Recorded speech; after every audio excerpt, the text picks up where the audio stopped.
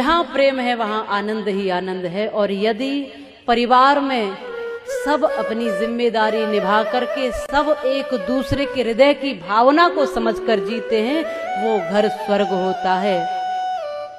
जैसा कि मैंने कहा भी था शायद कि आकाश में नहीं है स्वर्गों की कोई दुनिया। कहते हैं ना, मरने के बाद, पिताजी के जाने के बाद लिखते हैं बच्चे, हमारे पिताजी स्वर्गवासी हो गए। अब ये तो पिताजी से पूछना पड़ेगा कि स्वर्ग गए कि नहीं। यदि वो स्वर्गवासी हुए और स्वर्ग इतना अच्छा होता है तो उन्होंने कभी आपको बुलाना नहीं चाहा कि आ जाओ भैया, वहां क्यों पड़े हो, ये बहुत अच्छी जगह है। कोई दूसरी दुनिया स्वर्ग नहीं है। जिन परिवारों में माँ बाप दुखी और आंसुओं से रो रहे हो वो घर ही नर्क है, और जिसमें माता पिता की सेवा होती हो, बच्चे संस्कारी हो, वो घर ही स्वर्ग है। और कोई दूसरी दुनिया स्वर्ग की नहीं है।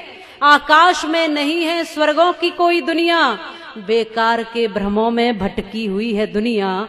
है स्वर्ग तो वहीं पर जहां मधुर मीठी वाणी, उस घर कभी न आए कोई भी परेशानी, जिस घर में एक दूजे की बात जाए माने।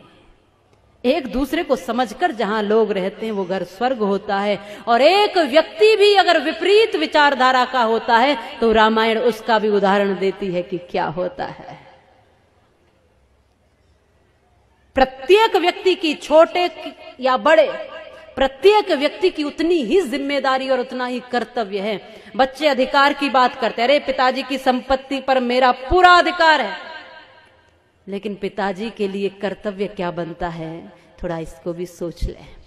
और बड़े भी ऐसा करते हैं, अरे भाई पैदा किए हैं तो कौन सी बड़ी बात है, उनका भी एक जीवन है, वो भी एक स्वतंत्र सत्ता है ईश्वर की, वो भी एक वही तत्व है जो तुम है। इसलिए छोटा हो ये सोच करके उसको छोटा नहीं समझना है। प्रत्येक व्यक्ति ईश्वर का अंश है। हो सकता है कि बड़े लोग कुछ दिन पहले इस दुनिया में आ गए हैं, बच्चे थोड़े दिन बाद इस दुनिया में आए हैं, बस उतना ही तो अंतर है, समय का अंतर है बस। क्योंकि बड़प्पन तो व्यक्ति के कर्म से होता है। जो छोटों को भी गले से लगा कर चले, जो छोटों को भी संभाल कर चले, जो छोटों को भी उनका कर्तव्य बताते हुए उनकी भावनाओं को समझते हुए चले, वो बड़ा है, चाहे फिर वो कोई भी हो। इसलिए हम सबको एक दूसरे की भावना से जुड़ करके अपना घर मंदिर बनाना है, अपना घर स्वर्ग बनाना है। वो एक गीत गाती थी पहले, घर में महिलाएं माताएं गाती थी कि घर को ही मंदिर बनाऊंगी, कहीं बाहर न जाऊंगी। शायद आप भी गाते हो, पहले हमने सुना था कि सास अपनी को कौशल्या बनाऊंगी, ससुर जी को दशरथ बनाऊंगी, पति को मैं राम बनाऊंगी, कहीं बाहर न जाऊंगी। मैंने ऐसे कुछ शब्द गाती थी कि मैं घर को ही मंदिर बनाऊंगी, घर ही तीर्थ बन जाएगा। जब मैं देखूंगी तो दशरथ और कौशल्या के रूप में देखूंगी सास ससुर को, पति को देखूंगी तो राम के रूप में देखूंगी, और यदि मैं खुद पार्वती बनी तो भोलेनाथ के रूप में देखूंगी, और मेरा तीर्थ, मेरा मंदिर, मेरा घर ही हो जाएगा। फिर बाहर जाने की जरूरत क्या है मुझे, जब घर ऐसा हो जाए। ऐसा माताएं गाती थी, उनके सामान्य शब्दों में कितनी गहराई छुपी होती थी। आज हम घरों को नर्क बना रहे हैं। क्या बना रहे हैं?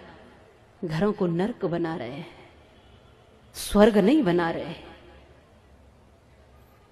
ये सोचना आपका काम है।